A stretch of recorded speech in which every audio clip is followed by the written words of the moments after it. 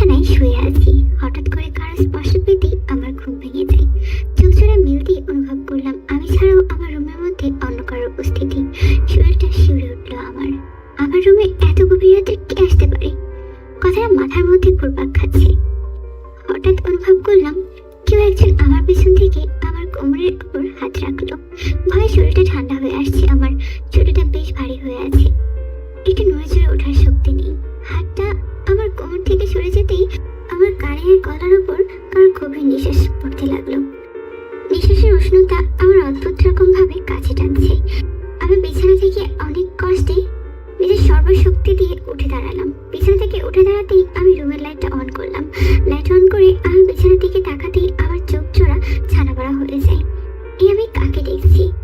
Jungkook ভাইয়া আমার রুমে, আমার বিছানায়, তাও আবার এত রাত্রে। গলাটা একদম শুকিয়ে আসছে আমার। এক ঢোক দিয়ে নিজেকে একটু শান্ত করার চেষ্টা করলাম। জাঙ্কুক ভাইয়ের উপস্থিতি আমার মনের মধ্যে এক অজানা ভয় সৃষ্টি করে দিল। হাত পা কাঁপছে আমার। জাঙ্কুক ভাইয়া আমার বিছানার পাশে নিশ্চুপ হয়ে দাঁড়িয়ে আছে। তাকে উদ্দেশ্য করে কিছু বলতে পারছি না। অনেকটা সাহসের একটু শান্ত গলায় বলার চেষ্টা করলাম, জাঙ্কুক ভাইয়া এসব কি? আমার রুমে এত রাত্রে আপনি, তাও আবার আমার বিছানায়? কথাটা শেষ করতেই জাঙ্কুক ভাইয়া আমাকে অবাক করে দিল। জাঙ্কুক রুমের দরজা অনেক শব্দ করে বন্ধ করে দিল। তার এমন ব্যবহারের সাথে আমি পরিচিত নই। আমার মনের মধ্যে ইতিমধ্যে তোলপাড় সৃষ্টি হয়ে গিয়েছে। আমি দৌড়ে জাঙ্কুক ভাইয়ের কাছে ছুটে চলে আসি। দরজা খোলার চেষ্টা করতেই জাঙ্কুক ভাইয়া আমার দিকে অগ্নি দৃষ্টি দিয়ে তাকিয়ে ভীষণ কর্কশ গলায় বলে উঠল, ভুল করে দরজা খোলার চেষ্টা করিস না তুই। আর যদি চিৎকার করিস তো সম্মান তোর নষ্ট হবে। আমি চাই না তোকে এই সমাজে নাম ধরে ডাকুক। জাঙ্কুকের কথা শুনিতে একদম চুপসে যাই। জাঙ্কুক তীর দিকে এগিয়ে আসতে থাকে। তীর জাঙ্কুকের চোখ বরাবর দৃষ্টিপাত করে আছে। তীর চোখ জোড়া জাঙ্কুকের দিকে ভীষণ ক্ষিপ্ত দৃষ্টি নিক্ষেপ করেছে। জাঙ্কুক তীর দিকে বিন্দুমাত্র ভ্রুক্ষেপ না করে এই দিকে এগিয়ে যেতে থাকে। এক পা করে পিছিয়ে যেতে দেওয়ালের সাথে পিঠ ঠেকে যায়। জাঙ্কুক তীর খুব কাছে চলে আসে। একদিকে মুখ পাকিয়ে ফিসফিস করে জাঙ্কুকের উদ্দেশ্যে বলতে লাগলো, জাঙ্কুক ভাইয়া প্লিজ আমার ক্ষতি করবেন না, আমি তো আপনার বোনের মতো। তীর কথা জাঙ্কুকের কানে যাচ্ছে না।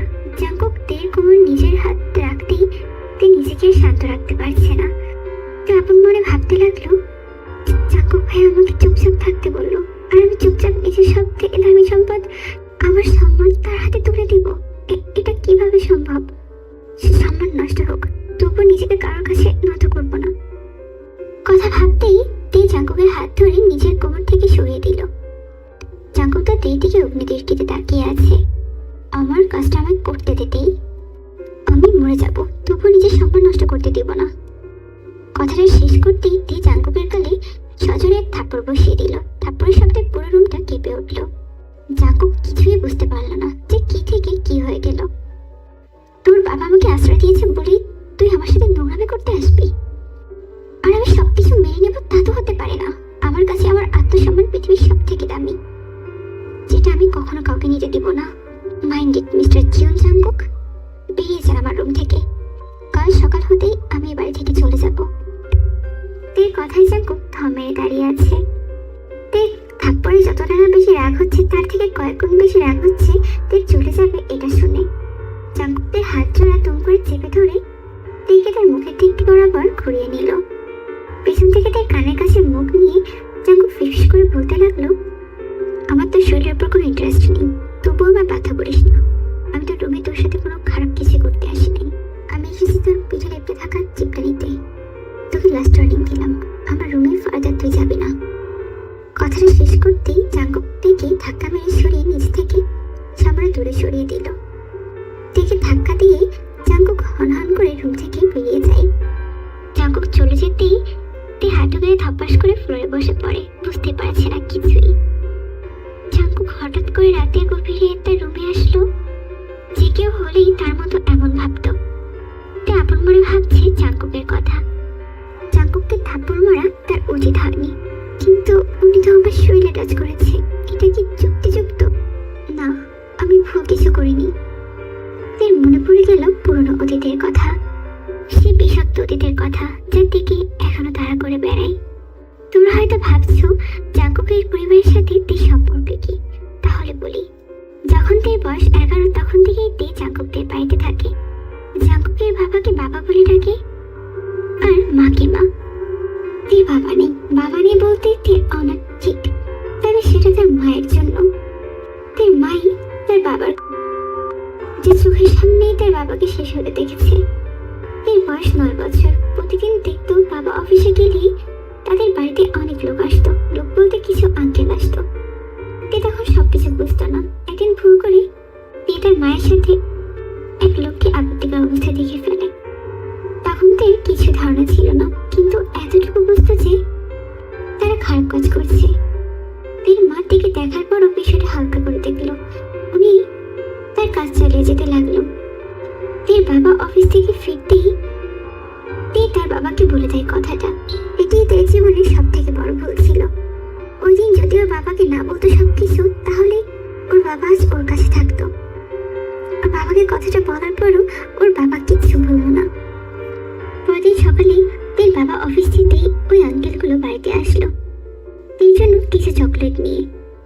তে চকলেট নিয়ে নিজের রুমে গিয়ে পুতুল নিয়ে খেলছে। এমন সময় কলিং বেল বেজে উঠলো। তে নিজের রুম থেকে বেরিয়ে আসলো। রুম থেকে বেরিয়ে আসতেই দেখে তে বাবা মার সাথে উচ্চস্বরে কথা কাটাকাটি হচ্ছে। আচমকাই তের মা তের বাবার গলা চেপে ধরে। ওই লোক আর তের মা মিলে ওর বাবাকে খুন করে। ওই দৃশ্য বর্ণনা করার মতো নাই।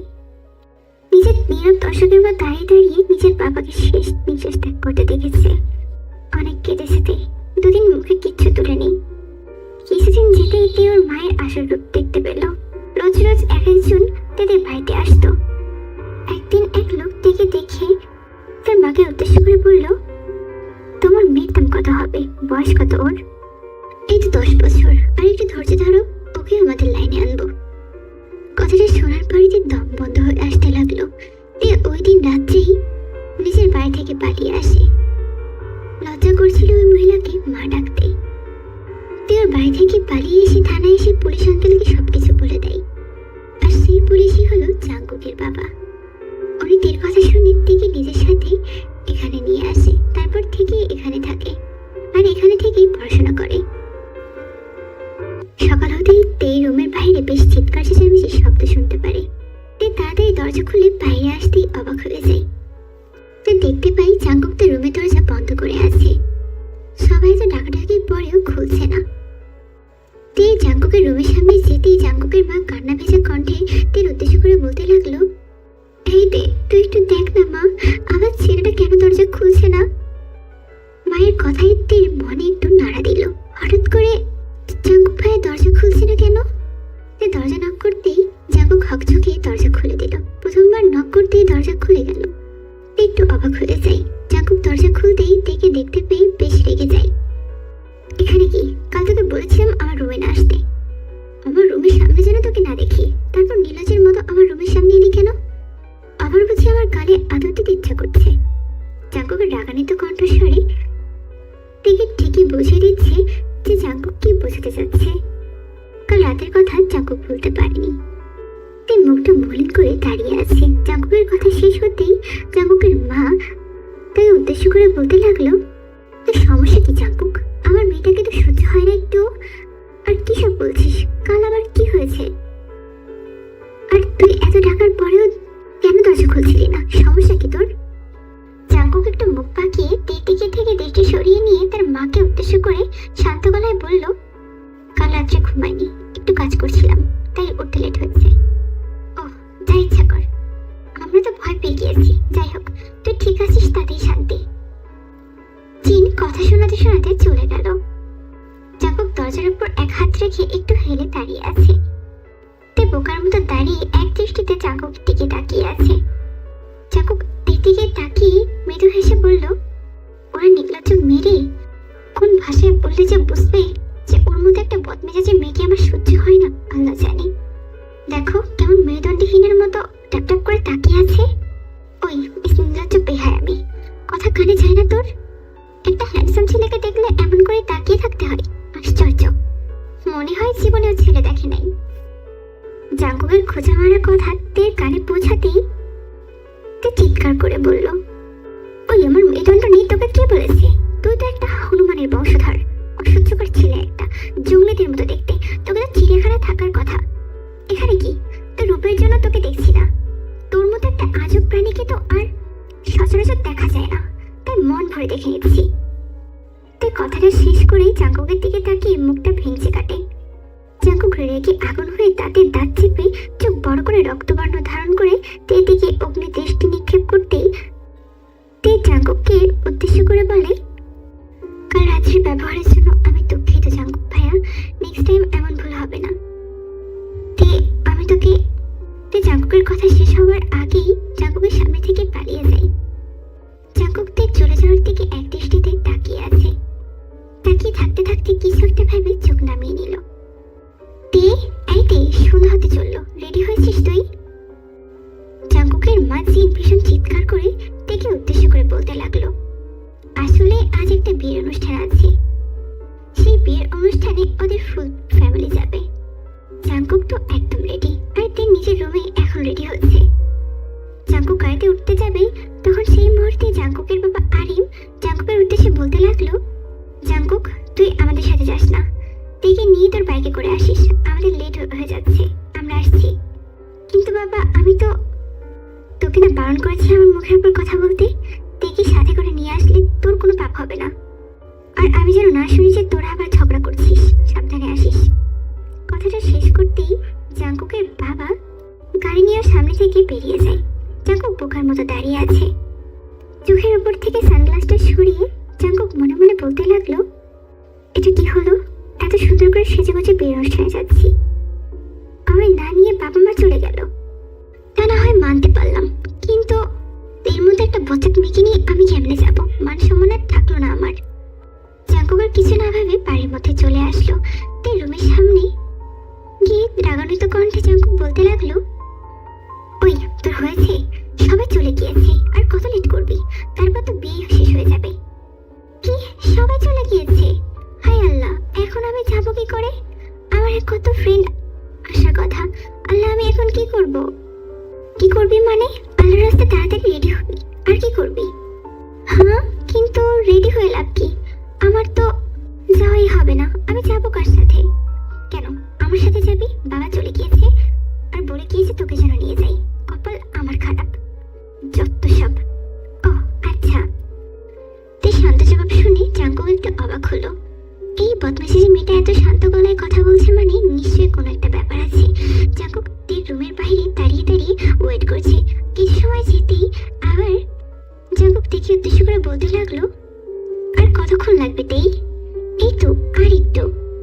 ভাই করছিস কি রে তুই? মানে এতক্ষণ সময় লাগে রেডি হতে? বিয়েটা কি তোর? একটু না হয় রহম কর, পরে আবার ওর জামাই নিয়ে টানটানি পড়বে। জাঙ্কুকের কথার কোনো বিপরীত জবাব এলো না। প্রায় 15 মিনিটে যেতেই জাঙ্কুকের ধৈর্যের বাঁধ ভেঙে যায়। সে চরম বিরক্তি নিয়ে বলে, এই তুই থাক, আমি গেলাম। ওই জাঙ্কুক ভাইয়া যাবেন না প্লিজ, আমি একটা বিপদের মধ্যে ফেসে গিয়েছি, প্লিজ। এর কানা ভেজা কণ্ঠে জাঙ্কুকের মনের মধ্যে ভয় সৃষ্টি হলো। জাঙ্কুক দরজা নক করে তের উদ্দেশ্য করে বলতে লাগলো, এই তুই ঠিক আছিস তো? তোর কি শরীর খারাপ লাগছে? আচ্ছা আমি যাচ্ছি না, তুই রেস্ট নে তাহলে।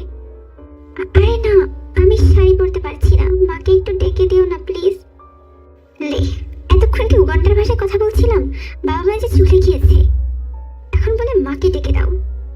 না, তোর জন্য প্রেসিডেন্টও ডেকে দিচ্ছি, শাড়ি পরিয়ে দিবে, যত সব ঢং। জাঙ্কুক ভাইয়া আমায় একা বাড়িতে রেখে যাবেন না, আমার ভীষণ ভয় করছে। উফ, আর কতক্ষণ থাকবো বল আমায়?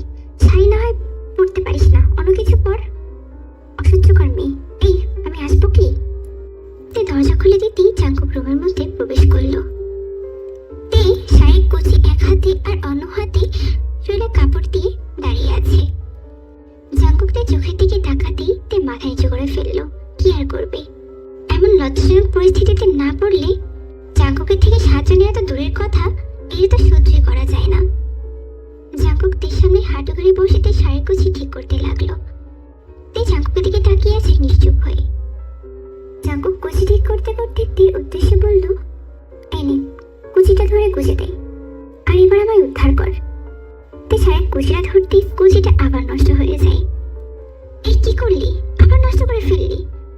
আল্লাহ যাওয়াই হবে না, কোনো কাজ তোর দ্বারা ঠিক মতো হয় না। কথা শেষ করতে করতেই জাঙ্কুক তেই শাড়ি কুচি ঠিক করতে লাগলো। তে ছঝল চোখে জাঙ্কুকের দিকে তাকিয়ে আছে। জাঙ্কুক বিষয়টা লক্ষ্য করে আর কিচ্ছু বললো না। জাঙ্কুক কুচিটা ঠিক করে তের পেটের দিকে গুজে যাওয়ার চেষ্টা করলেই তে কাঁপা কাঁপা কণ্ঠে জাঙ্কুককে ডাক দেয়। জাঙ্কুক আর কিচ্ছু বলে না, বেশ বিব্রতিকর পরিস্থিতির মধ্যে পড়ে গেল। আমার জাঙ্কুকের চোখ চাই তের কাঁপা কাঁপা ঠোঁটের দিকে, নিজে এক অদ্ভুত ঘরের মধ্যে চলে যায়। এরপর একটু ধাক্কা দিয়ে সরিয়ে দেয় জাঙ্কুককে। আপনি এসব কি করছেন? এটা ঠিক নয়। জাঙ্কুকের যেন কোনো কথাই কানে যাচ্ছে না।